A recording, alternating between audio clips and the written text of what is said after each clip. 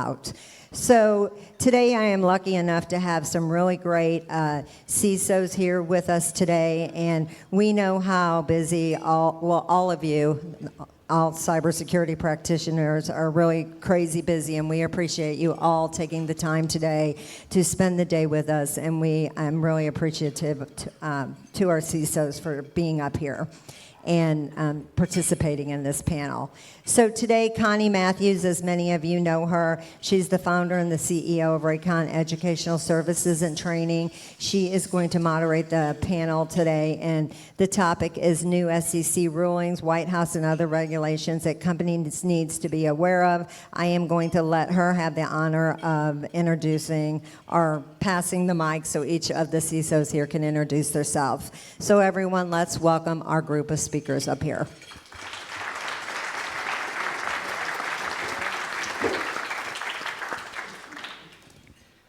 Okay, am I mic'd? Is everyone good? Okay, perfect. Well, welcome everyone. So what I'm going to do really quick is I'm going to have each of them introduce themselves. All wonderful humans. I've known most of them for quite some time. So Mark, I'll have you go ahead and get started. Hi, great to see everybody. My name is Mark Tomallo. I'm the Chief Information Security Officer for Victoria's Secret. Whoop, whoop. All right, you guys get ready. My name is Holly Drake. I'm the Chief Information Security Officer for the state of Ohio. Yay! Tony Deangelo, CISO for Encova Insurance. I'm not a CISO. Jay Bobo, I lead product security for CoverMyMeds, a McKesson company. You can I? Brian Waeltz, the CISO for Cardinal Health.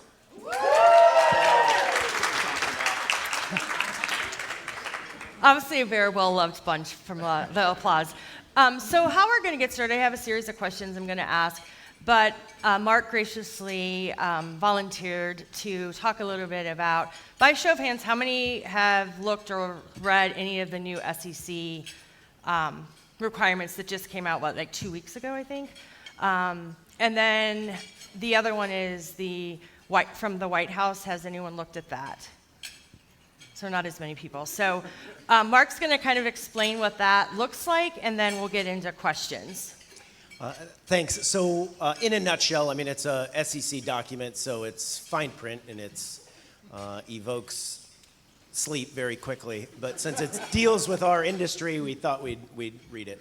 But in a nutshell, there's three main provisions that really, when you unpack it, could go down some rat holes. But first and foremost is that you need to disclose your cyber incidents that are material within 4 days. And so there's some keywords in there that could be subjective and relative. Incident and materiality, right, or material. The second one is just your cyber program or your risk management program needs to be integrated into kind of the company in some capacity. And then that third one really deals more with the board and the directorship of their education and how they're learning about cyber and how they're, I would use the word maturing in that. I think we'll get into some other the nuances and maybe where this is good and maybe where this is might lead to be challenging for our industry. All right, so I'll ask this question to all of you because I think all of your answers will probably be slightly different. So how does the SEC security ruling impact your business, and what changes are you making to adhere to the changes from the SEC? Brian, do you want to? Oh, go ahead, Tony. Go ahead. Kick us off. All right, so I got volunteered. So the interesting thing for us is being a mutual company, it doesn't directly affect us right away. So we have some runway to prepare. A lot of what we're trying to do as an organization is address that maturity, really get that partnership with our risk management, with our legal teams, really understand what the expectations are going to be. Being in insurance, we're more worried about what Ohio Department of Insurance, what NAIC, our direct regulatory bodies are how they're going to interpret this and apply it to the insurance industry in general.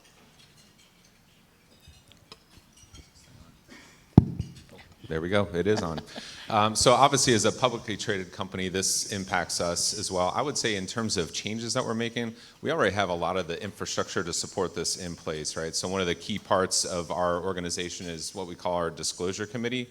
And that is the group that gets together to review all of our SEC filings. Obviously, with cyber reporting being part of this now, that becomes part of our conversation. I would say both on a quarterly basis, but obviously, if we were to have an incident, that is something that we would bring forward and discuss with that group. I think the other big piece of that then is to make sure that you've got documented processes in place to really understand how do you determine materiality, right? I think there's a couple components to that. One is kind of the financial aspects of it, which is a little bit easier to quantify.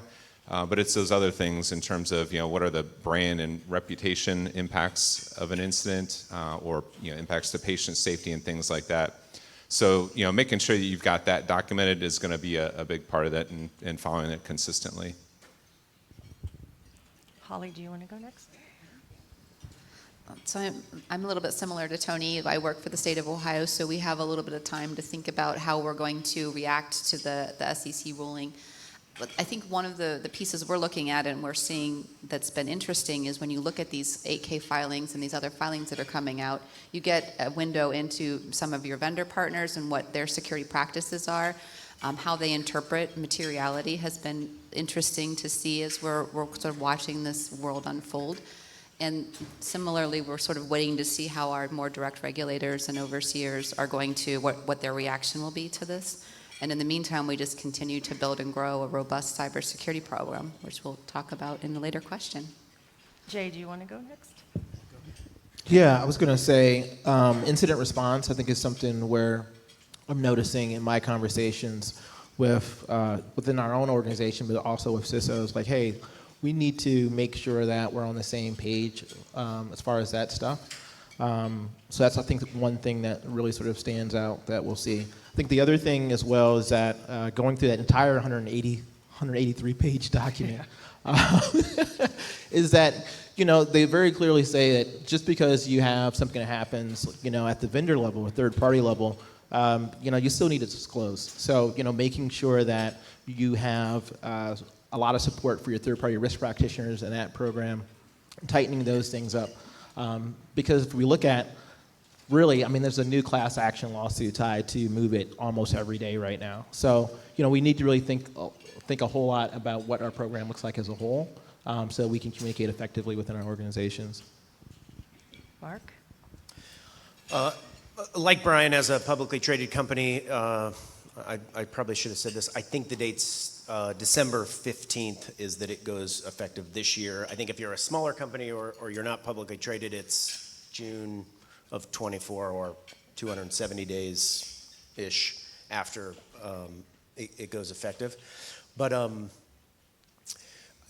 like Brian said, I think the majority of disclosure or should you, shouldn't you disclose, that's on that committee. So as CISOs or heads of security, as some of us are, the discussions of, do we now join that board?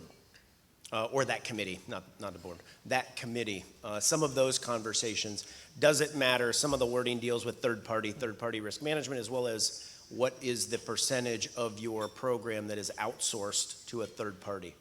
And so, like whenever there's uncertainty in any industry, vendors, consultants, right? It's kind of some blood in the water, right? Like, we want to make some money. And so I think if any vendors in here that are looking to offer consulting, offer things to organizations, I think, or any guidance to the organizations, I think getting their perspective of where they are in their maturity of the program, of their disclosures, might save you a lot of time. Because in my opinion, all of my peers that are at publicly traded companies, the disclosure piece is, from a security standpoint, is fairly tight. Can every company do better on finding incidents faster? Probably, right? Is it effective is it as efficient as it could be every second of every day, 24/7, 365? No. And if anyone says that, they need to reevaluate their program and their teams and their leadership, by the way. So the understanding of what is materiality is probably something that no one in this room, from a security standpoint, will determine, and that's a good thing. Audit, finance, like Brian said, the business. In the months and years moving forward, we probably will be asked to weigh in on things a little bit more than what we may have been in the past. We're having conversations at Victoria's Secret of whether I join that disclosure committee. Whether I do or not, we have a great relationship from a communication standpoint, and our board is very active and very knowledgeable. We have a former director of the SEC on our board, so really, really great knowledge. And I know the board members that for our companies, most of them are very similar, very active, right? The days of sitting on boards and falling asleep, or you're a friend of a friend of a friend, I think those days are fairly behind us, just because of the liability and the accountability that those board members take, and those directors take it very serious. So. Perfect. So the next question, by a show of hands, we always talk about that compliance and security are not all the same in one, because a lot of times from a compliancy standpoint, it's the least amount of work to get you closer to a more secure environment. But I think what's funny is some of the White House, the SEC thing, we started to separate it, but now I see it coming back together because it's so over. I mean, they always have been together, but it's kind of been like a roller coaster ride. Some days they're very tightly close together and others they're not. So the next question is, as your organizations, when you look at best practices or you're chasing compliance, can you talk a little bit about how you kind of combine those two to make sure? Because I feel like if you're chasing compliance, you're always behind the ball, and then it normally costs you more money, more time. So can each of you talk a little bit about what you're doing to kind of balance those two things? Jay, if you want to start with me. Sure. So, all right, I'll take this. So one of the things that we've done, I think, is really cool, is so we recognize that there's this gap in between cybersecurity, risk, legal, risk managers who are responsible for, insurance and things of that nature. And so we need to sort of start there and make sure that we're on the same page. It's really super helpful, I think, as well. I was just talking to Brian about this, is having an understanding of what matters to your insurer is super helpful when attempting to tell a better security story to get resources for your program, which I'm sure everyone on the panel would agree with. So we need to do a better job, and let me go ahead and beat up on vendors, because this is the only thing I'm really good at, as security vendors, that we need to also see the same sort of information within the tools that we're purchasing as well. So, you have all these different things we've talked about today, but it's super important for us to think about, well, what are we here to do in the first place, right? Which is to reduce the financial impact to our organizations. But you do not find lost data, you do not find this sort of information at all within our tools. And so what happens is that it doesn't really prepare us to be able to have these conversations. You ask us for budget, we got to go through and get budget from someone else. So, again, having those conversations between those groups, I think, is super important. That's one of the things that we've been doing. And then going back to the point about sort of lost data, as it deals with sort of the SEC and materiality, again, if we're not sourcing the information about how much it's costing our peers and competitors when it comes to fines and settlements, class action lawsuits, as it's tied to, cyber events, then what sort of conversation are we really having? Are we even doing our jobs effectively? And so that's one of the things I think has helped us when we say, okay, well, which of these regulations are really important to us? What does this mean to our business? Is to kind of get everybody in that room and have a really meaningful conversation. We're not talking about number of vulnerabilities or number of tickets or number of audits. We're talking about is, hey, what's going to impact shareholders? What's going to impact our business? And so that's kind of one of the things that we've been doing, is really starting to get better with establishing trust and communication throughout the company. Brian, you can go next. Yeah, I'm happy to kind of weigh in on this as well. I think there's a couple of things that we're trying to do here. I think first and foremost is just collaboration across the organization. Obviously, we're a Fortune 15 company, and so we've got the blessing of size a bit. And we have groups like audit and our government relations team and legal that are kind of tracking all this stuff too, right? So that's an important part of our world, is making sure we have those strong collaborations. We're meeting with those folks on a periodic basis and really starting to talk about what do these regulations mean to us and how do we need to respond to them. So that's a kind of first thing I'd add. I think in terms of just chasing compliance, one of the other important things to do is think about what's the framework that you want to anchor everything on, right? And so whether it's NIST or CIS or whatever it might be, making sure that you've used that as a ground or a base for your program, I think sets you up well to comply with any future regulation that might come out there, right? And you're not kind of just getting that whiplash effect of kind of moving back and forth. So that'd be kind of the second thing I'd offer up. And then the third thing for us, I think, is just making sure that we are getting involved in projects early and often, right? So having that strong collaboration with the business to understand their strategy and where they're heading, and then how are they enabling that with technology to make sure that we can address security and control risks out of the gate, and we're building that into it rather than after the fact. So, Tony, do you want to go next? So they basically stole all my thunder. Yeah, but I would have said the same thing, right? It starts with frameworks, having that foundation of understanding the expectation. And then for us, being a much smaller company, we're only 1,200 associates. So breaking down those silos between legal and risk and the executive teams and security, and having those conversations like Brian was saying, and building that trust, so where you're bringing that together in more of a collaborative effort, and really getting the entire senior leadership team to understand the expectations, to understand the challenges, to understand, what it's going to take to get to those kind of perceived goals, and then getting that consensus on the goals, because that's really, as you start working through projects, you start working through different initiatives, everybody perceives it a little differently. People will not understand how some of these regulations apply to the business. And it's really important to have that fundamental kind of just collaborative agreement. Holly, you can go next.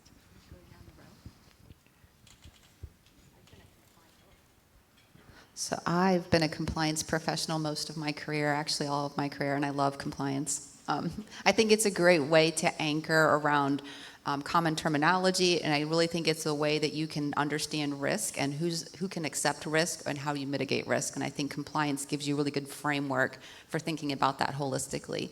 I do agree that chasing regulations just to implement a regulatory requirement may not be the same as being secure, but a good compliance program, you have a risk assessment. And so if the regulations aren't where you want to be from a risk tolerance perspective, your compliance program can dial that up to a higher level. So specifically at the state of Ohio, we have a really mature, robust, active cybersecurity program across all of our agencies. We're well supported, we're well staffed, and I think what I'm trying to drive, I've only been in the role for about 6 months, is really thinking about what it means to be an effective cybersecurity program. So thinking about the regulations, thinking about how can we measure that this control requirement or this activity is really efficient and effective and automated where possible, is where we're really trying to drive the next iteration of the program. And I think our agency partners are also looking at us to be nimble around risk acceptance, risk mitigation, and faster. And so I think those sort of are the elements that we're bringing to start maturing our program. I think, we're already seeing a lot of benefit from that, and how do we also free up capacity in the team is another piece that we're working on. But regulations, anchoring to a framework or a standard is sort of where it all begins. And one thing that's a little bit different for me, so I've worked in cyber programs at 4 organizations, is at the state of Ohio, the policies, the cyber policies are really effective and impactful. In other organizations I've been in, it's less about policy and much more about the framework or the audit. And so I think also understanding the culture of your organization as you think about how you want to mature is a key piece. And so for me, when I started this role, I was like, we should have more standards and get rid of all these policies. But that's not the culture that I'm working in. And so I think understanding what frameworks you want, what is the culture of your organization, and then how you pull that together in a meaningful way gets you to the storytelling that Jay was talking about and demonstrates the effectiveness of the program. Mark? I really appreciate, I'll take a little bit different turn. I really appreciate you using the word balance, because too much of anything is not good. Too much compliance and just focus on IT general controls, and whether it's fill in the blank, COBIT or NIST or CIS, like what was mentioned before, you get myopically focused on checkboxing to this standard, this framework, this compliance, fill in the blank. Conversely, if you have no understanding of IT general controls and you're just focused on security, again, that's not healthy either. So I think that balance between the risk teams, the audit teams, certainly the business teams, and the security teams are really, really important. And so as we move through this, helping facilitate conversations. I don't want to say introductions, because you would hope that those teams and leaders know each other, but facilitating some of the more granular, nuanced conversations, sometimes that does fall on this industry in getting to the risk of the organization, the impact of that organization. I think that's one of the changes that we'll see with this SEC ruling, is that we're going to be asked to do some different things, and some of us will really be stretched, and some of us will step into that and really kind of take that space and create that in our environments that might not have been there before. So I'm excited about it. Yeah, so some of you kind of answered the next question, so I'm going to add a little caveat to it. So I've always been a firm believer that business, technology, and cybersecurity need to have a strong relationship to make it work.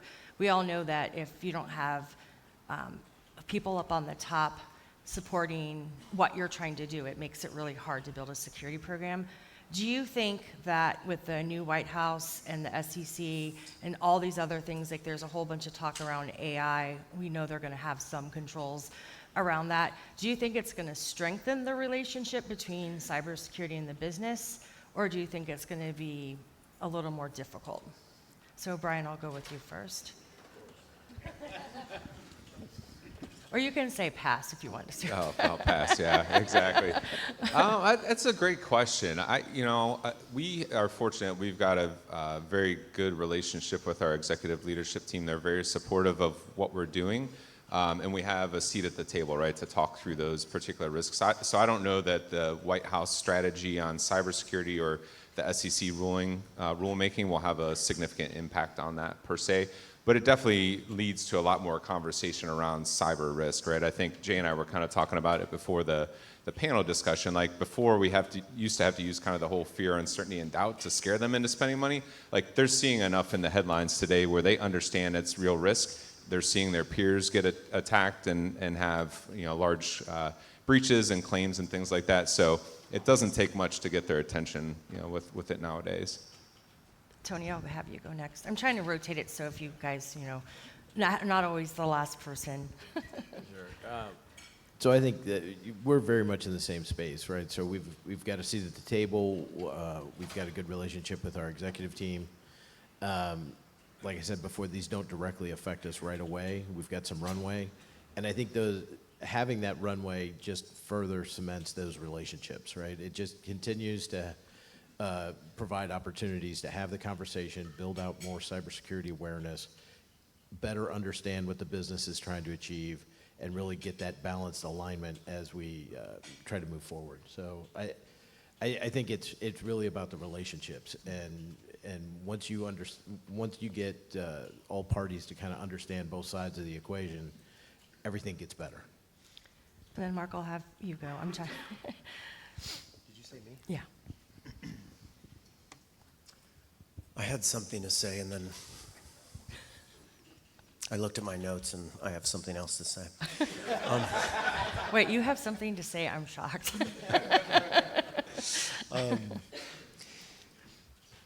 You know, I think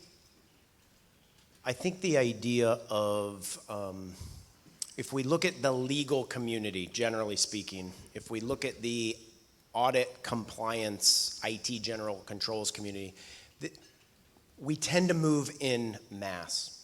And so what's happening, a lot of people are watching what's happening with Clorox right now, and with vigor, really, in terms of, here's an organization that filed an 8K and was blasted because of it. And so think about us as security professionals. We want you to do the right thing. We want you to do the right thing. Bam, we slap you down, right? And this is kind of an old stereotype of our industry, right? But the idea that this is all about notification so that people outside of the organization can understand, should I invest, should I not invest? Is this a company that, you know, I want to follow? What I'm worried because of what we're seeing, and everyone's jumping on, right? I don't think it's a surprise that when you have a cyber event, your stock's probably going to go down, right? The question is for how long.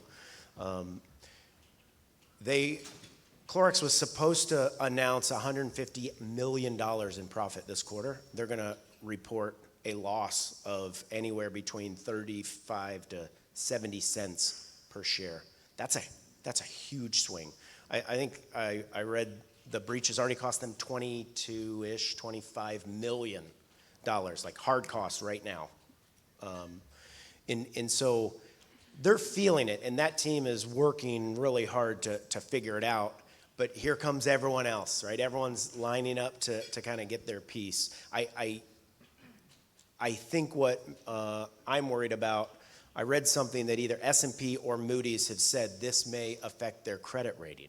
And so now all of a sudden, which whether it should or shouldn't is a different discussion, but the idea that the ramification of what's taking place because of this cyber event is really telling of what this will look like, at least in the near term.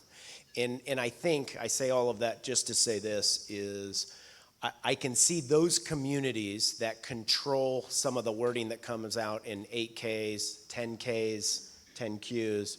It's either going to be, if anyone's ever read a disclaimer in a 10K, I mean, I don't even want to get out of bed in the morning, right? It's like, wow, everything could happen to this company. I'm not even sure how they're even in business. And so it's going to be everything in the kitchen sink, or it's going to be so nebulous that I'm not even sure what was just said in this paragraph and a half or 3 paragraphs, right? So I hope neither of those extremes take place, but I think in the short term, that's kind of maybe where we're headed because of what we're seeing. Holly? Thanks. Sorry for bringing it down a little bit. Yeah, that was a little down.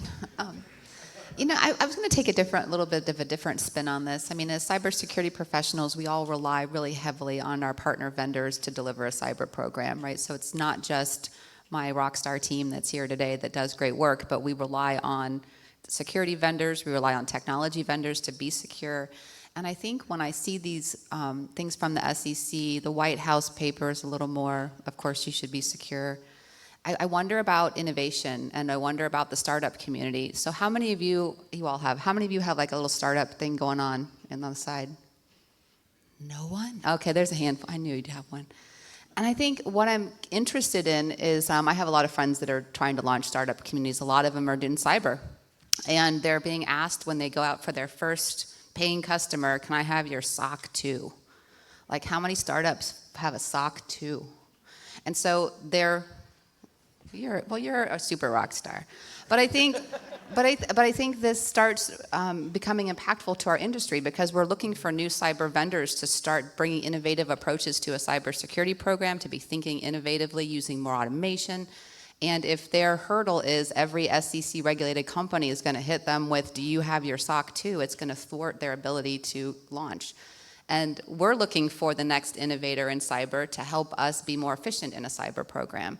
And so I think just the sort of broader ramifications of these types of rulings, I think, is something that's worth exploring.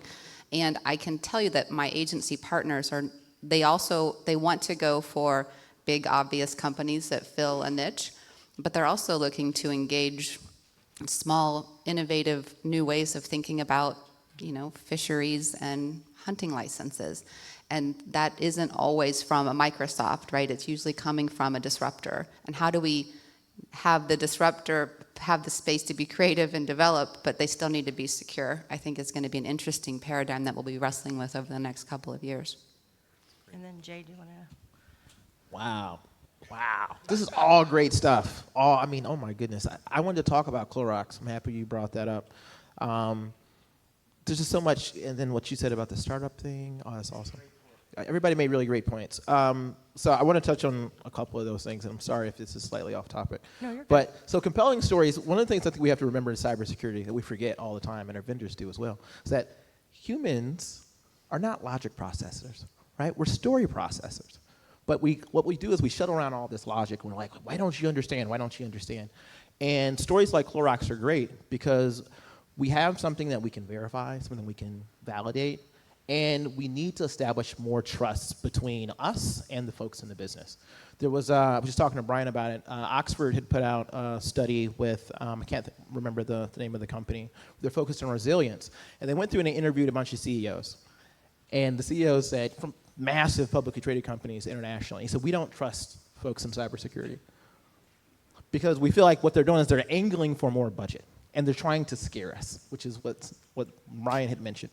So what we need to do is we need to kind of appeal to the human side of them. And in order to do so, we need to have good data. And I think we need to have data that they can go through and take a look at and they can understand. And we have that information, but we're not utilizing it. Instead, we're talking about sort of all this other sort of stuff. I think the other thing I wanted to point out, too, really interesting, I had a conversation with CISA and the National Cyber Office, Stephen over there, and then Valerie Cofield's Director of Strategy. And they were also saying the same thing. We want more partnership. We want more partnership. But I don't know how many of us know, in 2021, the DOJ said we have this new cyber civil initiative where we're actively going after companies for false claims suits. And we've had a number of CIOs and CISOs also go whistleblower, which is a good thing, right? But at the exact same time, it's like, which way do we want this, right? Do we want to collaborate? But if I go through and collaborate, are you going to go through and it turns into a big thing?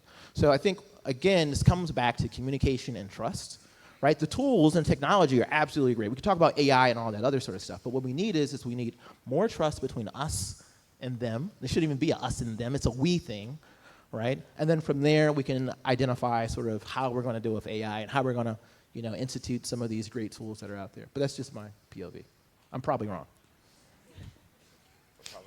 Probably not. Jay's a pretty smart guy, so. The good news is you guys keep asking or answering all of the questions, so I'm like, no, we're good. We can stop for a second. Does anybody have any questions? Okay, and if you wouldn't mind waiting for the microphone, that would be perfect, so the online people can hear as well. And then we'll get back to a few more questions, too.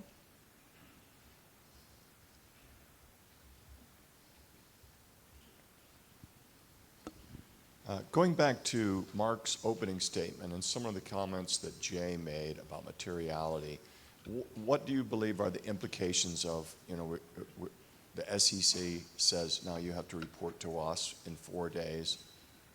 That's a federal outfit, and CISA, you got to now 2 different federal outfits you have to report to, and I'm sure there's going to be another one tomorrow. I'm kind of turning the focus off the companies and onto the regulators, and do you have any commentary on that? I think I'll start this. I think I can answer that. So the materiality piece is, or 4 days after you determine materiality. And I think the wording is without reasonable delay, which is a really key term. And so one of the first things I always ask is what's material in this company? Audit and finance usually go back around and a month later, 2 months later, this is kind of how we determine materiality. So everyone should understand that in some capacity, even if it's just a number.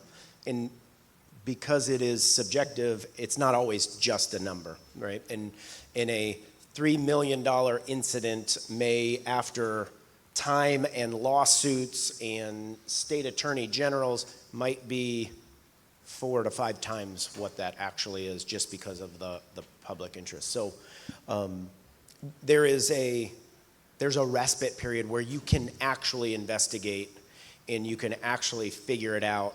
I don't know how long that is. I'm sure someone will, hopefully no one in this room will be the poster child of it took too long, now we've got a different lawsuit on our hands. But I think some of the disclosure pieces are pretty straightforward, right? If you peel back the onion on, well, when did you know about this? Okay, we had a dwell time of 10 minutes or 10 years. Is there a problem in either one of those? When you're talking about milliseconds of kind of computer processing, which now talks about your detect capability or your response capability. Feels like this should have been triaged and contained in a day, a minute, whatever it is. Now it's like a month later. Is it contained? Is it not contained? Why do we not have this information? So just that, the FTC investigates very differently than the SEC, or I would assume would be very different than the SEC, which would be very different than the FBI, which is very different than the Secret Service, which, you know, you can just keep going because the agencies sometimes are challenging. With this being so new, I'm not really sure kind of where we land on that. It's a great question, though. I don't know if I answered it. Yeah, just really quickly, I think it's great. A lot of people disagree with me on that point, but I think it's great going back to the issue of trust, right? I need for chief information security officers not to be viewed as the fall person when there's a situation. I need there to be more trust for them, between them and board members, right, and the C-suite, an executive leadership team. I need them to have D&O insurance, right? Because that is going to completely change the landscape, I think, for security. It means better investments. It means, you know, they'll probably be more appreciated, I would assume, as well. So I think that we're going to be, if we really sort of think about the impacts of this over the next, 12, 18, 24 months, I think we're going to see organizational change quite a bit as we kind of think through this. And we also see kind of what happens, again, with the DOJ and their cyber civil. There's a risk there in not making CIOs and CISOs a part of the team, truly. So that's kind of what I'm looking for, and I'll stop there. Yeah, the one thing I'd add to Mark's comments, just talking about materiality and what's reportable under the SEC rules. My legal team will remind me I'm not a securities lawyer, so I'll kind of start with that. But I think one of the things we've talked about with them is that documentation of the process for how you evaluate materiality, right? So it's good to have that in place. You need to have that in place as much for determining what gets reported as to what does not get reported to, right? And following that consistency and making sure that folks understand your thought process around that, right? If the SEC were to come in and investigate you, I think that's one thing just to make sure that you're thinking about as well is what does that process look like, and can you defend yourself against the regulators? I also want to add as well, I think hopefully we'll see maybe more appreciation for folks doing cyber risk quantification, right? So we'll see more support for the work that the Jacks have done, Jack Jones and Jack Freund have done. More support for tools like Safe Security. I'm not allowed to do that, am I? That was kind of like a commercial. Forget I mentioned that at all. But anybody working in cyber risk quantification, and I also think that we'll have, hopefully, in order to have a documented process for materiality, is that we need to have a better relationship between us and our insurers to say how much does this stuff cost, really, which is super, super important. So I have a statement. This follows up with what Mark had to say, and staying with Clorox, if you will. Hold on, where are you? Hold on. I know. I'm here. I apologize. Todd, is that you? So a couple of things. In the September 25th article in the Wall Street Journal talking about Clorox, they had at that point filed 4 disclosures with the SEC. And that's important for people to understand because they filed them because they couldn't understand 100% what the materiality was. And on their website, they said, we're not sure about the financial ramifications. And for the folks that don't know, to Mark's point, as of yesterday, their fourth quarter earnings, they have lost 25% of their stock price from $160 a share of the day of the breach down to $120 a share and still falling. So I think it's important to understand this is a little more complicated than people think. And when they talked in the Wall Street Journal, they talk about a caravan of disclosure information that's going to be sold because people don't necessarily understand materiality and can they or can they not determine it. So I think that's very important for people to keep in mind. The other thing that I always think about is the board of directors and the C-suite own a bazillion stock. They just lost 25% of their value, all right? The reputation's in the sink, the operations in the sink, the financials in the sink, God only knows what's going to happen on the legal side. And now they're going to come to you and ask you a whole bunch of questions about the disclosure stuff. And I promise you, you should understand what that means and you should get on top of it because you all know all that stuff flows downhill. We have a question over here on the first table. I want to add something about that point. So we have 50-ish years of cyber loss data that we're not leveraging, right? Insurers have. I don't fully buy the argument on materiality. Here's why. The way I've been able to build my security program, and I started as a person of one, was looking at, hey, who else has had an incident within healthcare? And I built it around going through, doing a white paper, pulling the information and say, how much did it cost Anthem?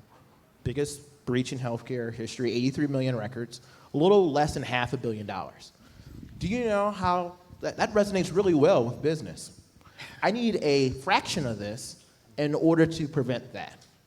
And so I think the problem is that fundamentally, again, we're talking about tickets and audits, and we're talking about frameworks and crap like that, when we need to be focused on revenue, right, and profit and loss. And we already have the data. We're just not leveraging it, and it's not in any of our tools. I haven't seen a single one of these tools, with the exception of maybe some of the cyber risk quantification tools, that actually has this stuff loaded in it, and it should. And it should, and it doesn't. And so we're not being prepared to go out to have these conversations with the business. We're not helping these folks go through and do that. And that's where we need to start. Great point, Jay. I'm going to jump onto that because one of the law firms who do a lot of incident responses had said they did 188 IRs last year. So as external counsel coming in to help the organizations, out of 188 publicly traded companies, 3 rose to the level of materiality. And so not that this isn't important, but it's not a daily thing for organizations, even when we have events or incidents. And so really, really, really great point. And I think, sir, that was of September 25th. That's I think I read they're up to 8. I think they're up to 8 filings now because there's a little bit of unknown of what should we put out there. Great point. Thank you. Question. So if you were in the White House or in the FCC or SEC, what would your recommendation to them? You are the FCC, the White House, they're worried about the country's status of things happen, right? And the data could be circulating the world, going to who knows, and being used, social security number, PII, patient information. What would you recommend? Let's say, for a second, don't think that you are a CISO. You are in the White House or you are in the FCC. What would be your plan for handling this? Next question, please. You plead the fifth, right? And one thing that I've been talking a bit about lately and thinking about is sort of the tools I need to procure and the expense I need to spend when software companies publish vulnerable applications. And so I think pushing some of these software companies to not, and this is this capital challenge, right? They are ready to release and they want to go fast, and so they I don't know if this is a whole scale thing, but they prioritize speed to market over security. And so then I have to buy tools to help with that. And I think that really getting our technology partners to up their game when it comes to is a big component of every security program. So I'm never going to be as secure as some of the large technology companies in assessing their capability of being secure. I mean, that's sort of their job.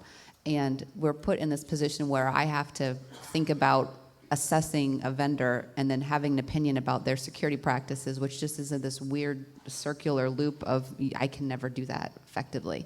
And so I think thinking about it from, we're all using these same tools, and so what can we do to support these companies to be more secure in their practices? It's trite, but we spend a lot of time on it. And when you're done, we do have a question. Brian, can you read that? Because I forgot my glasses, so I can't read it. Yeah, do you mind? And then Jay, if you wanted to add something, that's fine too. Okay. So the question is, when will there be shift away from vendors not being a part of the security team? They are held accountable during a cyber incident, the same as the organization's security team. Wow, that's great. To answer your question, I know exactly what I do at White House, all right? So on the side, I've done this whole breach intelligence startup thing, and we started it in July. Here's a fun fact, right? I've been asking a lot of people, doing a lot of speaking engagements about this. So I often ask people, hey, are private companies mandated to report breaches? Usually most cybersecurity people, half of them will get it wrong. But all 50 states have a breach notification law, including DC, but they're all different. Every agency has not all agencies, but most agencies have a different sort of breach notification requirement, right? So we look at sort of the FTC has a rule, FDIC, OCC, and Federal Reserve have a separate rule, SEC has a rule. They're all different and fragmented. And you can't find any of this information anywhere, so why is this important? It's hard for us to hold ourselves accountable if I don't know what's out there and who's reported what.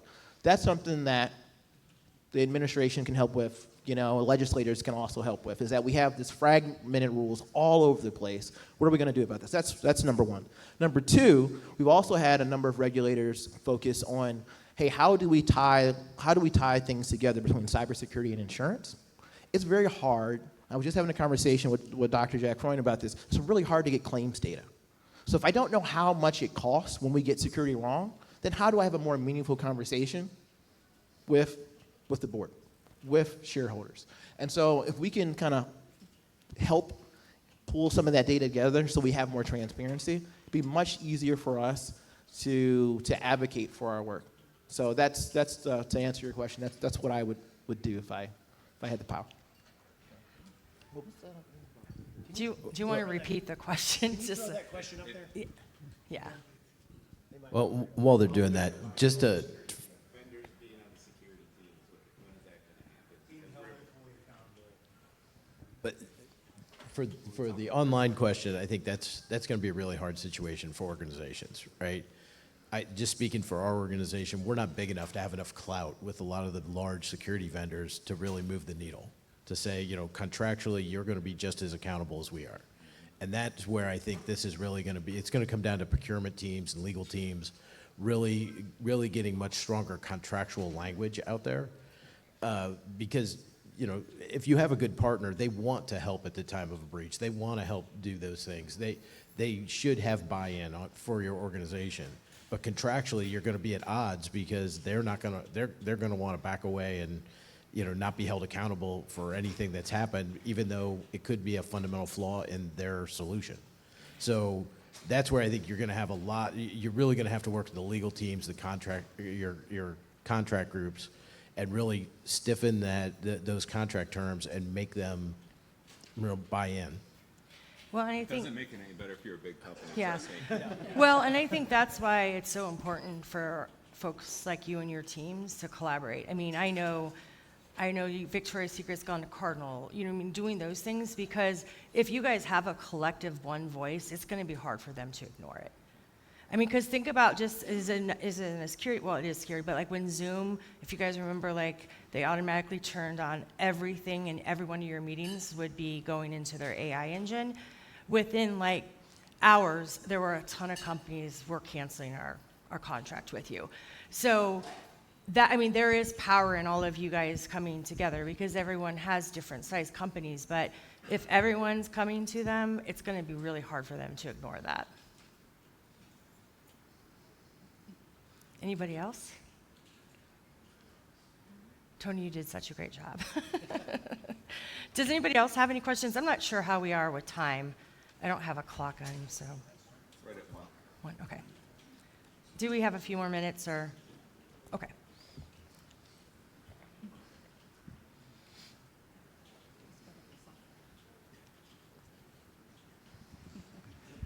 So I have not studied any of the documents, but the thing I know about disclosures is that they go to everybody, right, including the bad guys. And so 4 days seems like a really short time to remediate whatever problem exists in your environment that you're about to announce to the world that exists. And just how are we thinking about that? Great point. And so if you remember, for those of you that are really tied into the SEC cyber disclosure kind of life cycle, this came out, or the request for comment came out, a couple years ago, actually, now.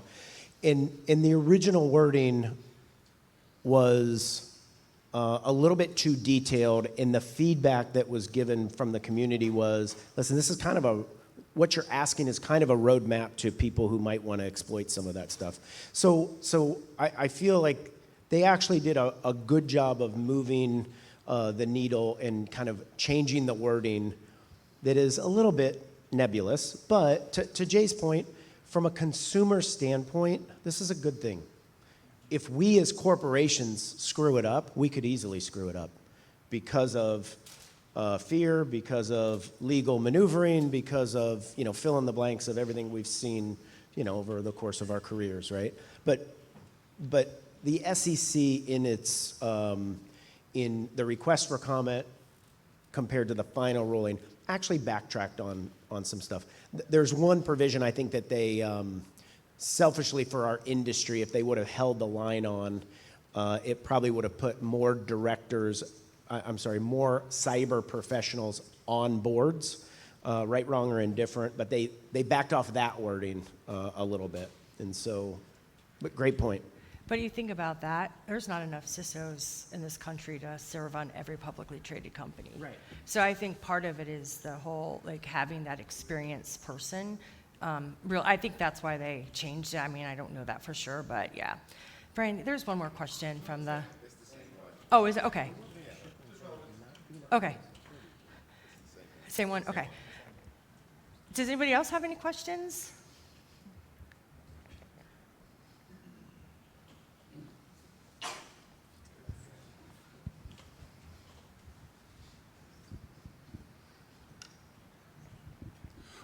You guys have talked about building trust and building partnerships, and I think that's great.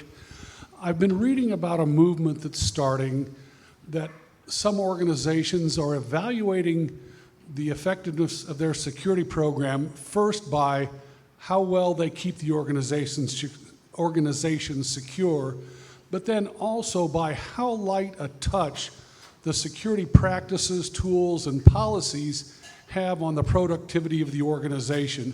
And I'm wondering if you think that'll catch on. I think what Mark said, it's really about balance. I mean, because I think sometimes as security professionals, we want to say we should not let our companies do X, Y, and Z. And I'm sorry, there is no CEO or CFO. If it turns into revenue, security is going to lose that battle every single time unless they have that partnership. And we all know, Patch Tuesday comes out. Sometimes you can't patch your machines because they may not work. And so I think the communication between the business and security, they have to start getting tighter to one another.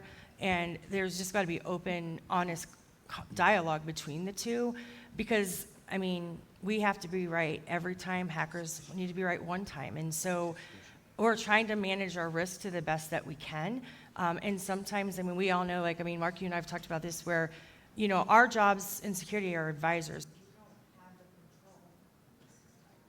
We don't have the control to necessarily make the change, we just make the recommendation. And so that's where that relationship, in my opinion, is really crucial on how you move forward with that. But I don't know what you guys think. Well, I think a lot of it comes down to security culture, right? And how do you balance control versus security being an enabler, right? You know, that when you're talking about innovation or just productivity, however you want to look at that, you've got to have a balance. It can't just be a brick wall. Yeah, that's a great point. I think one of the biggest challenges for us as an industry is when do we use, especially at publicly traded companies, but when you're in charge of the security function, when do you use that C in front of your title and how you use that? And so I was going to say literally the exact same thing of Tony to your question of it depends on the organization. I don't know how you would measure that in any quantifiable, especially if you're going to be kind of bonused on it or something like that. But I think that's what we kind of all strive for. But I think I can look at everyone's companies here, and there are groups within those companies that are better security partners than some of the others, right? And sometimes, depending on when that is determined by security or legal or risk counsel, that sometimes actions need to be taken for really poor security decisions. Not every day and not every time, but when something becomes habitual and it affects the entire company, you know, I don't know how we're measured on the softness of that, but it's a good point. Any other questions? It's a quiet group. We fed you and you still don't have questions. Well, yeah, it's dessert time. So thank you, everyone. Please give these wonderful humans a round of applause.